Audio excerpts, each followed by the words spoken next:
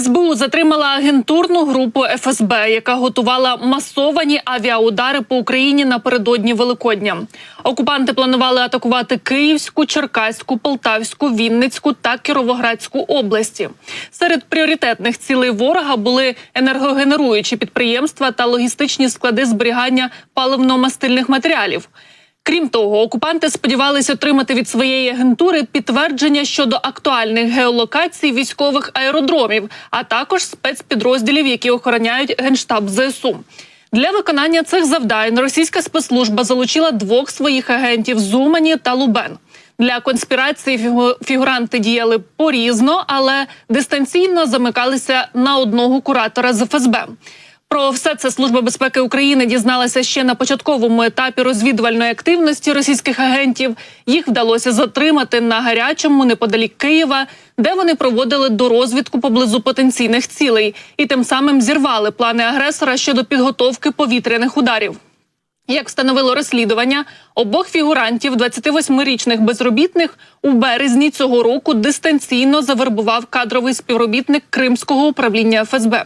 Його особу вже встановлено Службою безпеки України, і за співпрацю з окупантами він обіцяв своїм агентам грошову винагороду. Наразі слідчі СБУ повідомили затриманим про підозру за частиною 2 статті 111 Кримінального кодексу, а це державна зрада, вчинена в умовах воєнного стану. Їм загрожує довічне ув'язнення. У Сумах та області без світла понад 400 тисяч абонентів. Знеструмлено 91 населений пункт. Такі наслідки нічної дронової атаки окупантів повідомили у Міненерго. Без електроенергії залишились населені пункти Сумського, Роменського та Охтирського районів. Нині енергетикам залишилося заживити ще частину Сум, повідомили в ОВА.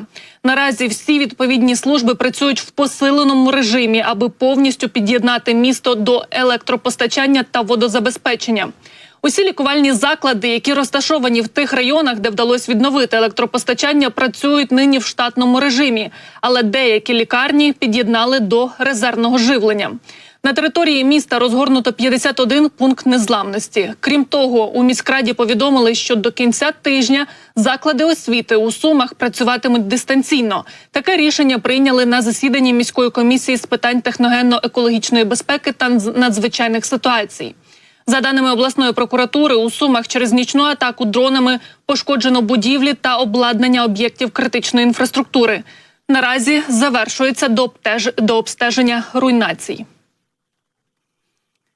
У Харкові кількість постраждалих від удару авіабомби зросла до 16. Йдеться про атаку, що сталася напередодні. Росіяни обстріляли Шевченківський і Київський райони міста.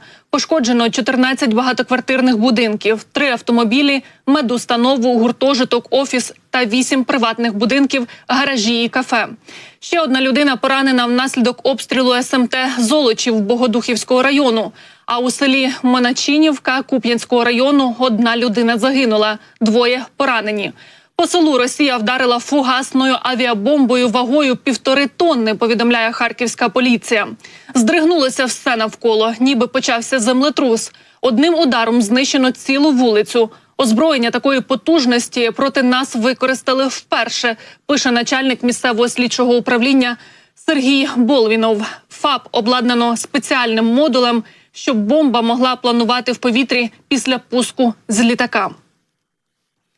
Головне управління розвідки підтвердило успішне ураження швидкісного катера росіян у Криму. Підрозділ ГУР-МО України ГРУП-13 в ніч проти 6 травня знищив морським дроном Магура-Ві-5 російський швидкісний катер поблизу селища Чорноморське Євпаторійського району окупованого Криму. Судно росіян перебувало в пункті базування в районі бухти Вузька. Судячи з опублікованих кадрів, морський Дон, попри стрілянину окупантів, оминаючи небезпеку, все ж досяг своєї цілі. Успішна місія в бухті Вузька на території тимчасово окупованого Криму стала можливою за сприяння платформи «Юнайтед-24», заявили в ГУР.